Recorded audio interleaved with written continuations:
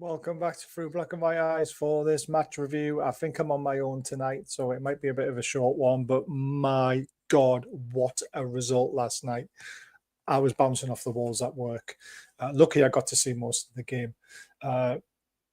Just absolutely fantastic. We've got 1 foot in the final. It's half time. It's 2-0 to the tune.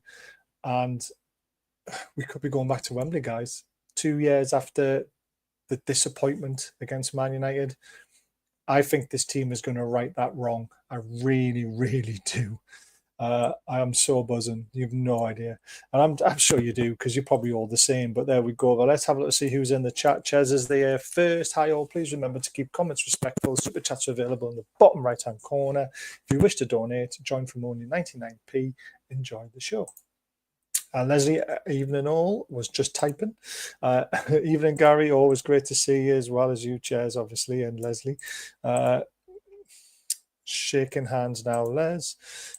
Warning you. I thought you said Baz had started.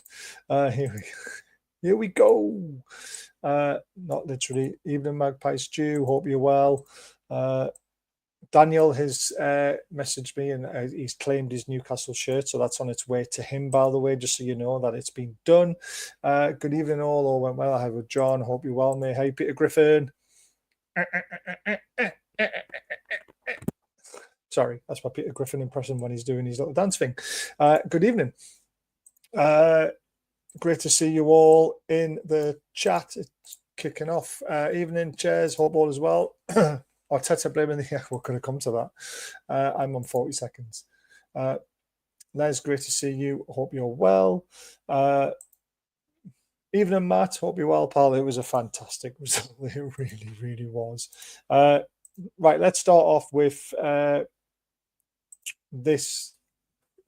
Now, I don't know about you, but I'd tell the school to do one. Just to let you know that Sammy's absence from Tuesday, the 7th of January 2025 will now be marked as unauthorised. This is due to media footage showing him away in London at a football match. Please contact the school if you wish to discuss this further. No, just mark it down as an absence and get lost.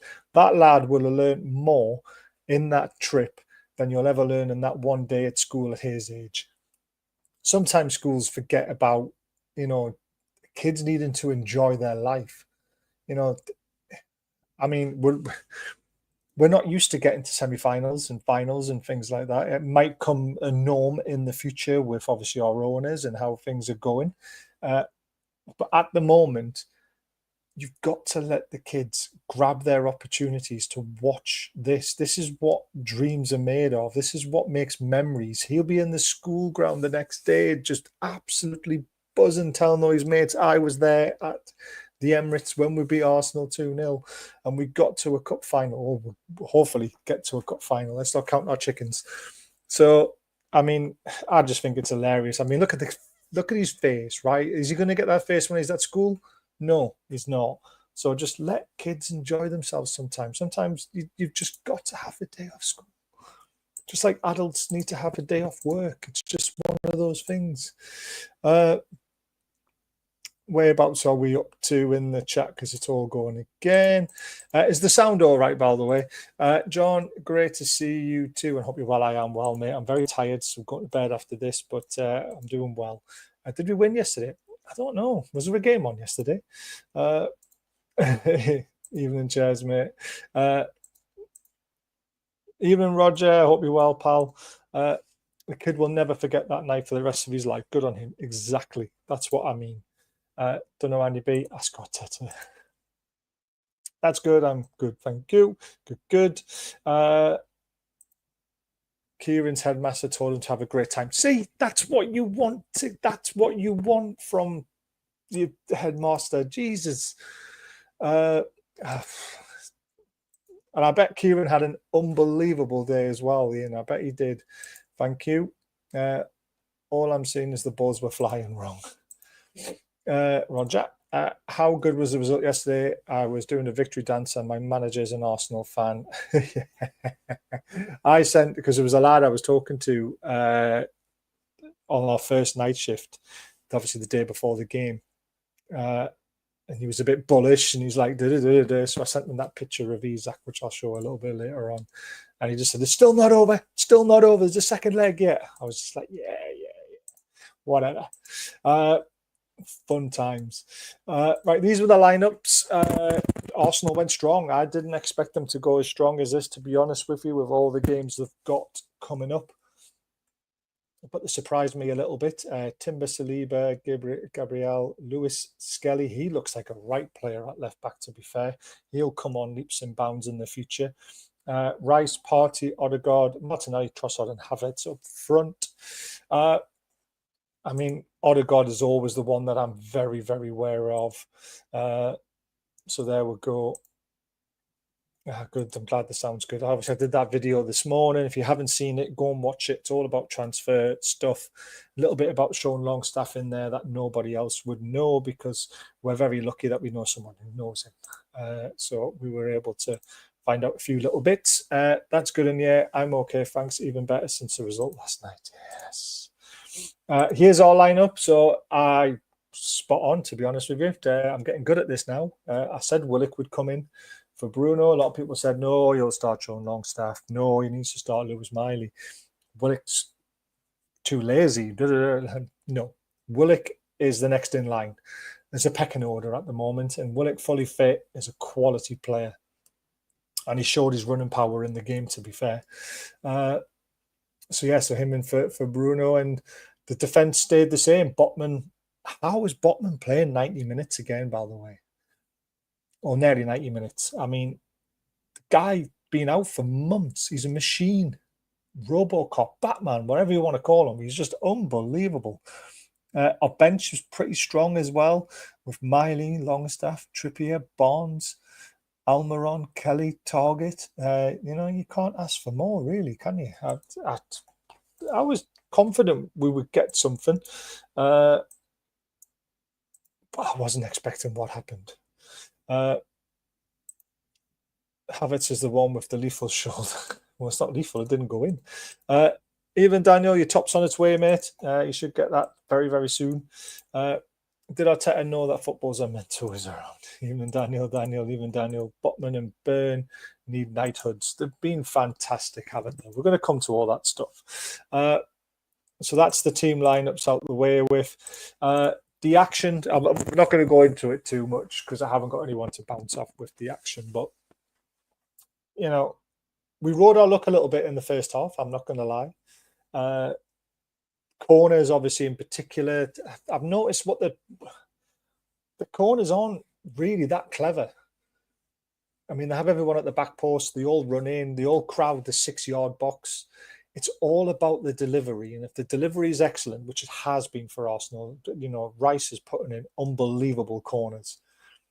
If you get that ball in there with so many players inside that 6-yard box, it's going to cause havoc. And that's what Arsenal have been really good at doing from corners.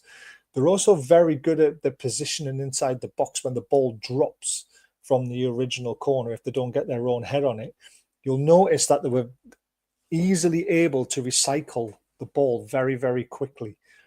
And when it dropped in the box, they were on it like a flash. And we had to put in some unbelievable blocks. Botman comes to mind. Dan Burn obviously throwing his body on the line. Some excellent punches from Dubravka. Also a great smothering save at one of the Arsenal's feet. Their corner routine is excellent, but it's not clever. It's just packing the box, basically. But the clever part is that they're able to recycle the ball very, very, very quickly. And that's the most impressive thing about what they do. Here we go. Stretcher on at Spurs v Liverpool. Ooh, my eyes rolled when Ian Wright started with the excuse at the end of the match. Didn't have our proper players. They had a very strong Arsenal team. The corners would be effective if they actually put the ball in rather than Morris dancing around the 6. Their stats are unbelievable at corners, but so are ours. We've only conceded 1 goal from about 120 corners now. And we came up against the team that scores the most goals from corners. So it just shows you we won that battle on the night. Have gone off Ian Wright lately, only happy when they're winning. Oh, there we are. Maybe Alan Shearer was winding Ian Wright up before and said that Arsenal didn't have a strong team, possibly. Bentacore, not sure what has happened. Ooh, poor lad. But the most ironic thing is, obviously, we defended all these corners so well. By the way, Isak was fantastic. His outlet play is getting so much better now, and he was so dangerous on the counter-attack. Some of the balls he played, especially one to Murphy, I remember, through the two defenders to split them, and we almost scored from it when he pulled it back, and Gordon was coming in, and it was just behind him, and Lewis Hall had the shot, and then it came to Tonali, and he blared it over the bar. I was like, they're the chances you've really got to capitalise on. But the ironic thing is, we scored from a long ball. Free kick, long ball into the box. We won the first header. Great flick on. Murphy, does he mean it?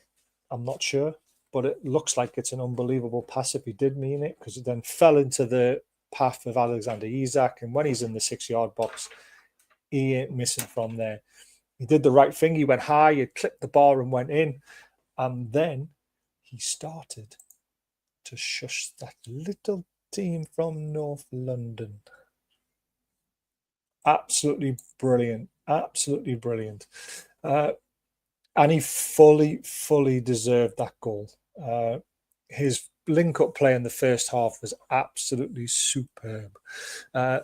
We have the Arsenal fans on string. We have Liverpool, not Liverpool fans. We have Tottenham fans on strings. We have Villa fans on strings at the moment. It is so good.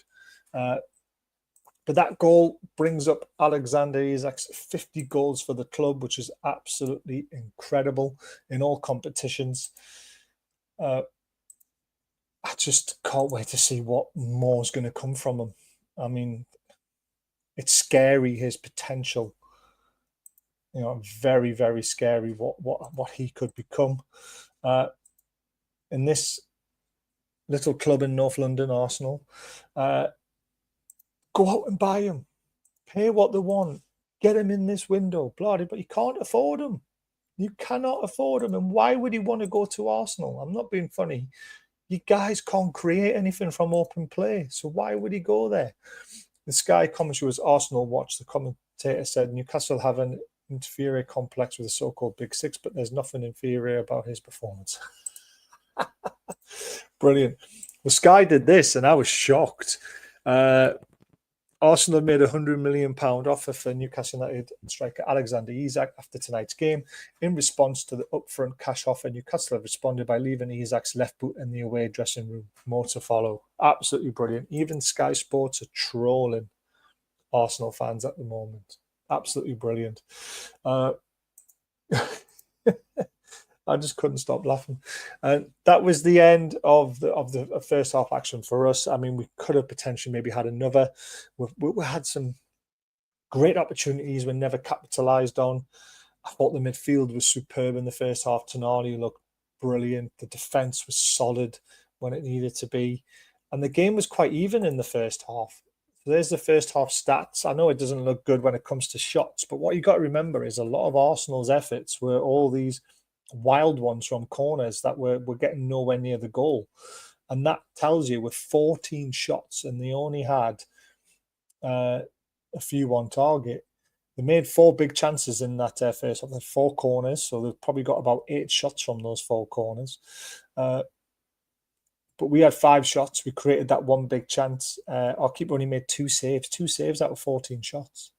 That's all he needed to make. They only made 1 save. Possession-wise, wasn't too bad. That's the most I've ever seen us have the ball in the first half at the Emirates. So we were on them. Our press was brilliant. Everything that Eddie Howe did in that first half was fantastic. And then we come to the second half, and we're just thinking, hang on. Let's just hang on for this 1-goal lead. Maybe we're guaranteed a draw now. We'll get them back to St James's Park. Watched a few Arsenal chances, and then without dispute, all agree we are the better team. Well, that makes a change. So when is Isak off to Arsenal then? Never.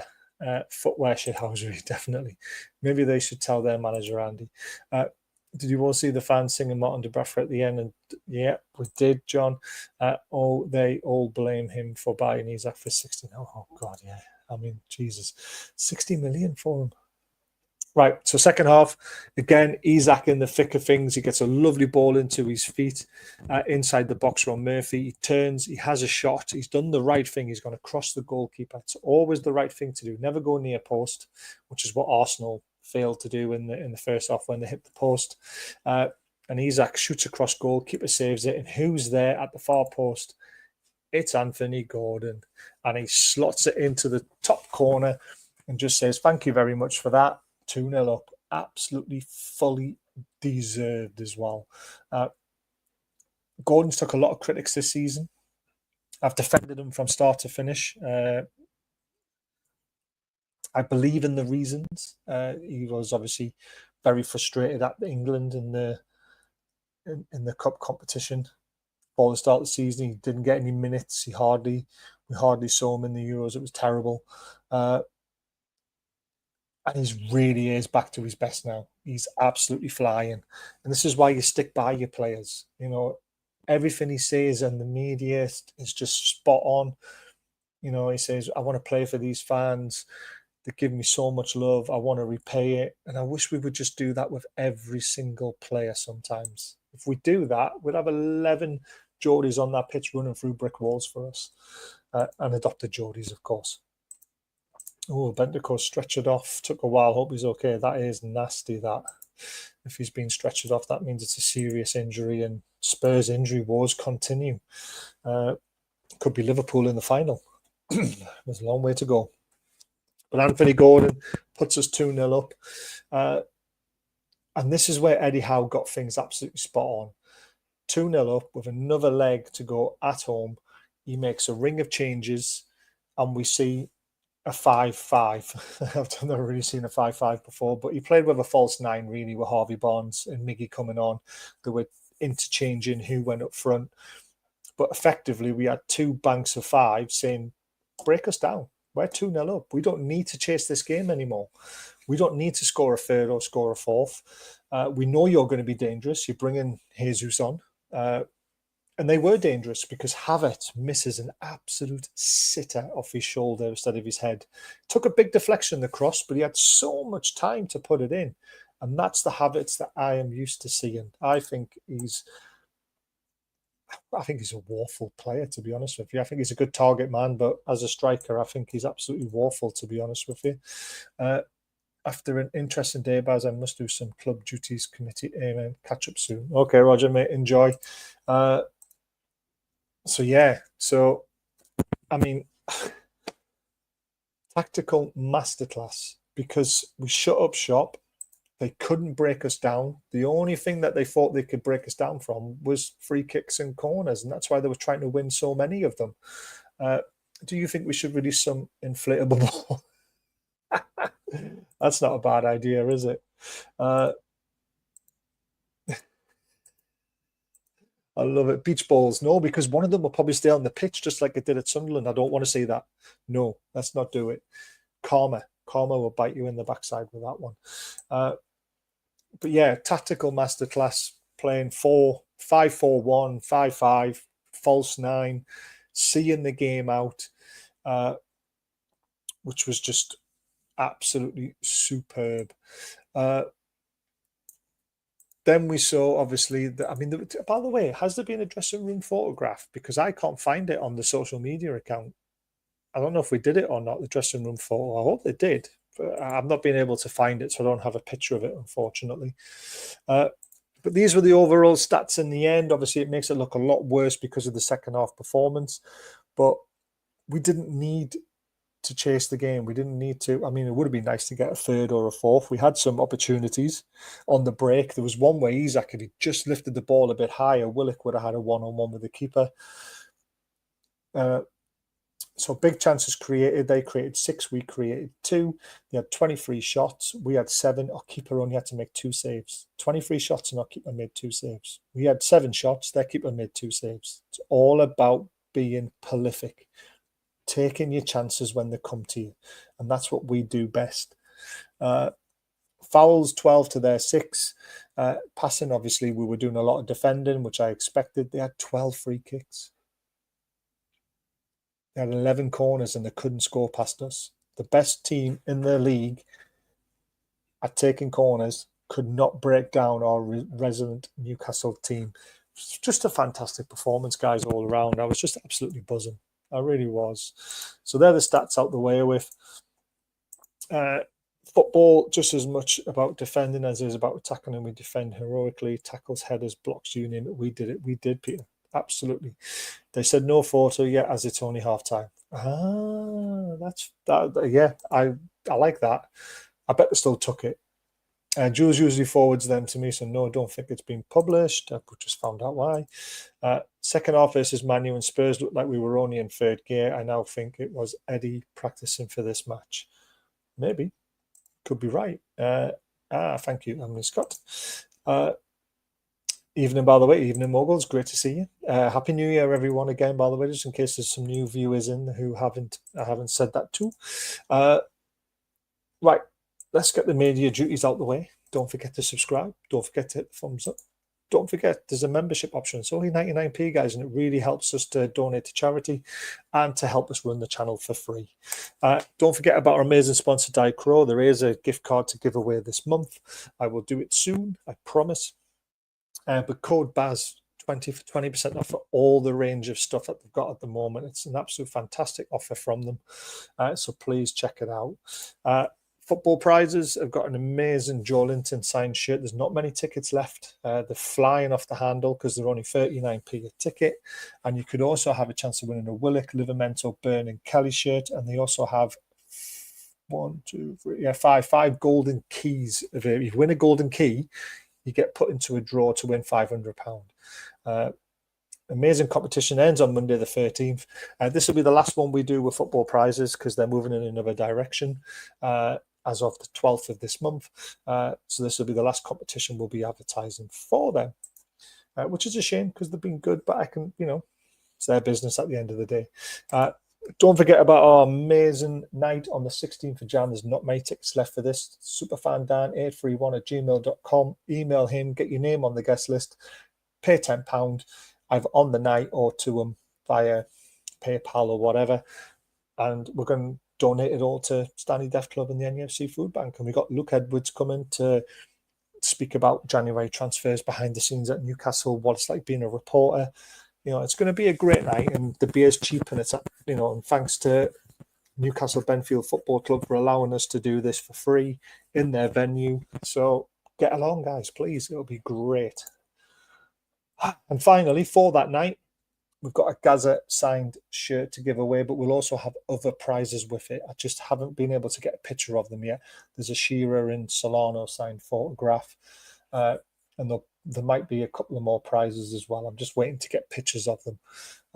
If you want any tickets, you need to DM me privately, either on our Facebook group, our TikTok group, our Twitter account, or my Twitter account. Just drop me a message, say you want some tickets, you do a bank transfer, and then I send you the numbers that you want if they're still available.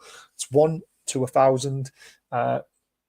And we're really hoping to put a big dent in that £5,000 that we want to raise this month. So please contact me if you would like tickets. Aha. Whew. Mogul. I heard they only release a team photo if we go through after the second leg. Yeah, that's right, Gary. Yeah, that's what's been said. No, you're right. Not won the round yet. Right. Performances. I think someone's been smoking when it comes to doing these stats, because Joe Linton and Willock didn't have a 6.5 or a 6.6 game. They were definitely better than that. And Lewis Hall was much better than a 6.7 as well, by the way. But look at those stats. The whole team's nearly green. It was that good. Tonali was fantastic. Isak was unbelievable. Botman and Byrne at the back. My God. And Tino was brilliant as well. I thought everyone was at least an 8, if I'm completely honest with you. Yeah, if you're coming on the night, you just buy the raffle tickets on the night, or the raffle numbers, I should say. We'll sort that out on the night for anyone who's coming.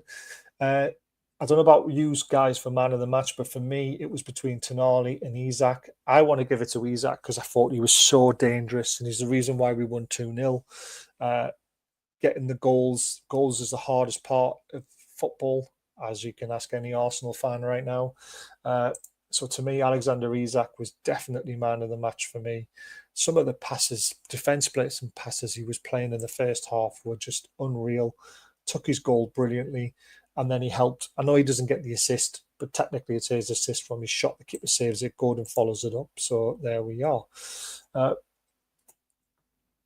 Martin Dubravka, let's talk about him for a little bit because he looked like he was in tears or holding back the tears, clapping the away end. Dubravka started his Newcastle career against Man United. I remember it very well because I was there. And we beat them 1-0 with a Matt Ritchie goal. And Dubravka pulled off some unbelievable saves that day. So if yesterday was his final game for us, then what a way to go out, because he was superb. He's catching, he's punching, his decision making, he saves. Brilliant. Just brilliant. Now, I have done a video about, he's off to Saudi. We could be getting Trafford. We're also interested in the Liverpool Kelleher. I think we should pull the plug on Dubravka leaving. I really, really do. I think it could derail our season.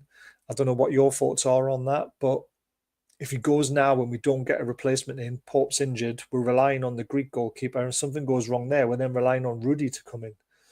So I think, the quoting 8 million, whether that's right or wrong, I don't know. But that's a lot of money for someone who's got 6 months left on his contract. So I'll give them that. I see the PSR benefits. But is 8 million PSR benefit better than having, 7 games unbeaten? This is what the run's like since Dubravka really went in goal. This is fantastic. It's unbelievable. Only 2 goals conceded. 5 clean sheets. Now, if you want to be in the Champions League next season, that's the kind of form you've got to continue on. Now, the defence and midfield are so much more balanced when Dubravka's been in goal because he can play with his feet. So are we really going to take a risk on upsetting that form for £8 million? It just doesn't make sense to me in a way. I think the club need to pull the plug on Dubravka and say, look, you can go for a free in the summer. Or would you sign? Do you know what it is? And I know this probably sounds ridiculous because Pope's younger, but I would sell Pope. Keep Dubravka for another year and have Kelleher or Trafford in as an understudy for 1 year. I would tell Dubravka, whatever happens, you are playing in the cup final. Do us proud and bring that trophy home if we get there.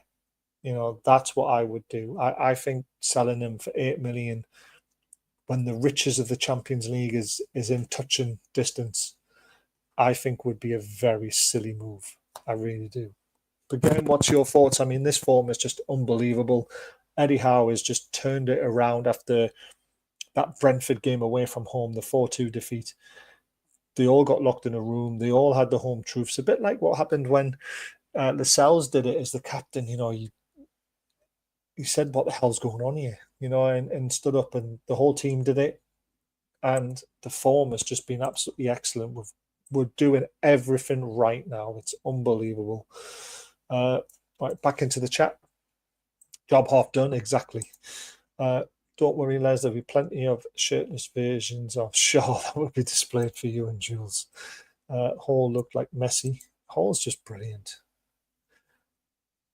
Yeah, your man of the match might be Burn or Botman, but to win football matches, you need to score goals. And for me, Isak was superb. His hold-up play was superb. Everything about Isak's performance was fantastic. But was the ball.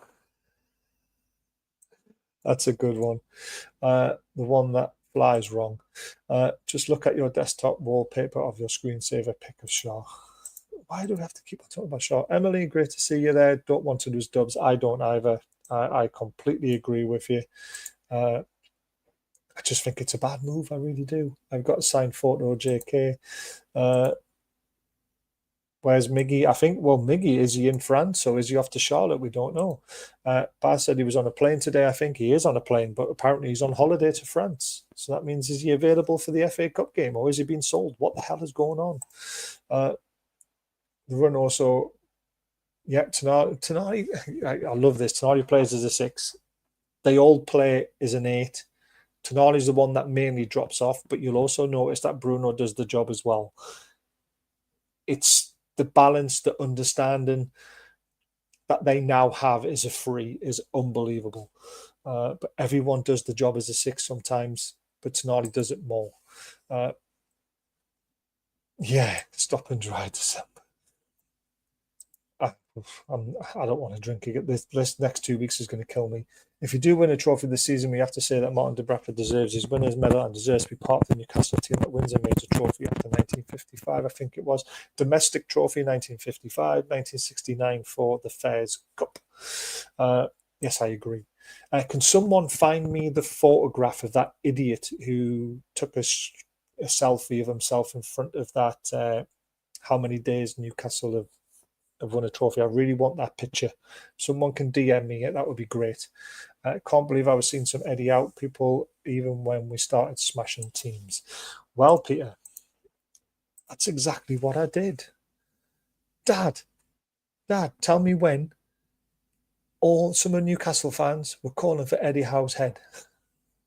Great tweet. I enjoyed it. Got a little bit of traction.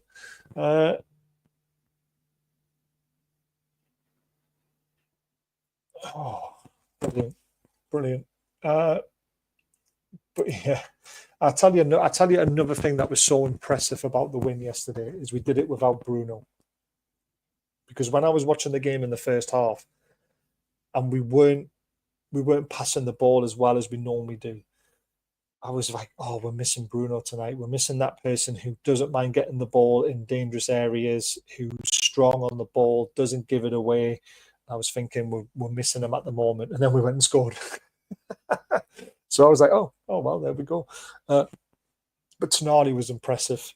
It showed me that if we did lose Bruno, we could cope without him, but I don't want to see it happen because Bruno was absolutely loving it, dancing around his living room, singing Newcastle United with his little boy. Absolutely buzzing. He knows what it means. He'll be pumped for the second leg at St James's Park after missing the win tonight. He really will be. He'll be on it, and the whole team will be on it.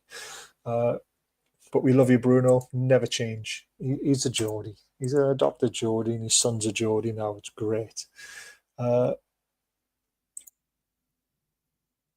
Oh yeah, we've done that one. Sorry. Have you seen the rumours going around about a potential stadium share with Sunderland? I left and said you couldn't pay me enough money to visit Sunderland, let alone Newcastle share their ground. I did see it. It's a non-starter. Apparently there was discussions held a while ago when they were talking about potentially renovating the stadium where it is. So yeah, but there we go. Dubs has his last big payday. He'll be 36 next week. Bad move for me, but he will be wanting the money move before retirement. I agree on his personal note. I understand it. I just don't like it from a playing side. That's the thing. I was in the away end at Spurs and it was low down, so I was close to the players and watching Bruno conduct everything up close. You realise just how fantastic the play is. Well said, Peter. I think the run of form was concluded with the Gordon said, and all partnerships are working again. Like I say, it's not just one individual, it's the team actually functioning how it should do. How many times did I tell you in shows, stop moving Gordon around, play him on the left, stop trying to put square pegs through round holes. Doesn't work. Gordon is best on the left, and since they've stuck with it, he's getting back to his best now, isn't he? And that's the reason why. Right, on to the stuff that we've all been talking about. I can't believe my Geordie eyes. Mikel Arteta has just blamed Arsenal's 2-0 defeat to Newcastle on the ball. Oh, man, that was brilliant. The ball. And then someone did this. This is even better. Following Arsenal manager Mikel Arteta's comments on the EFL Cup football being different to the football used in the Premier League, authorities from the FA have done extensive checks in the last 24 hours. We can confirm both footballs are the same, with the most glaring similarity being that they've both been put in the back of the Arsenal net by Alexander Isak with worrying ease. Yes. I love stuff like that. Definitely in the confidence and the belief the lads have in each other, it's great to see, and we are seeing the team we love the best. Exactly. The same ball that we put in the net twice. Exactly. You know, the ball was used by both teams. I mean, Jesus Christ. That just shows you how pathetic that little man is with his Lego hair. He just can't admit that Newcastle played better, capitalised better, took their chances better, and we're just a better all-round team. I think, well, what I said in the video this morning and then in the afternoon, because the sound is rubbish, is that it's a £2 million loan to the end of the season and 14 million to sign them, so 16 million altogether. Some people say they want 20. It's obviously, there's talks ongoing. But there's now also been news that we're also interested in Liverpool's goalkeeper Kelleher, which I would be happy with. I think he's a cracking goalkeeper. So yes, let's see what happens. Right, before I go, don't forget, please, if you would like to come and meet us, especially John and Superfan Dan, who are over from America. You know, John's a legend. John wants to move here. He's always talking about being here. It's great. Superfan Dan, the same. But email him if you want to get your name on. There's not many tickets left, so please, please help us out. Let's reach our target, get it sold out, and have a great night together talking about football, about Newcastle, and Nook Edwards to do his stuff that he does best. You know, what a great guest to have. And don't forget about football prizes, who have this Joe Linton signed shirt, and also Burn, Kelly, Livamento and Willock signed shirts, and other prizes to win. Not many tickets left, so get them while you can. And Dire Crow, who give us a $40 gift card to give away to you guys as members. You have to be a member to be in the draw. Code BAZ20 for 20% off. An amazing chance to have something for 99p a month. And then, of course, we've got this Gaza signed shirt, which will be part of the night on the 16th. But if you would like your tickets because you can't make it to the night, please message me directly and I will sort you out with some numbers. £1 a ticket, guys. And there'll be other prizes involved with that as well. Our players have triggered Big Ange Arteta within a few days. Exactly. Hey, Paddy, how are you doing? Come on, the Toon Army. We are magical. We are. Is there any competition for either keeper? I don't think so. I think he's off to City. That's what everyone's been saying recently. Yeah, Kelleher is a quality goalkeeper. Hopefully we can get another loan in as well. Hopefully. Like I say, we haven't done any live transfer shows because there literally hasn't really been enough information flying around. The January transfer window is dead these days. There's a few little bits. Watch my video. You might enjoy it. And yeah, that's everything from me. I will be back tomorrow night. It's a late one tomorrow night. It's 9 p.m. We've got Stefan on, who goes on TalkSport a lot. They always ask him on because he's a financial expert within football. He's worked for Man City. So we're going to talk about PSR. If you want to ask him a question, DM me it. I will put it in the list. And let's try and find out what's actually happening at Newcastle United and what he thinks is happening from a numbers point of view. You know, again, someone's talking about, as soon as we get this window out of the way and we get to the summer, we're on a new 3-year cycle of PSR. We're not. We're on a new 1-year cycle with 2 years behind it. People have got to get this right. PSR, you want to know what it's all about, join the show tomorrow night at 9 p.m. with Stefan.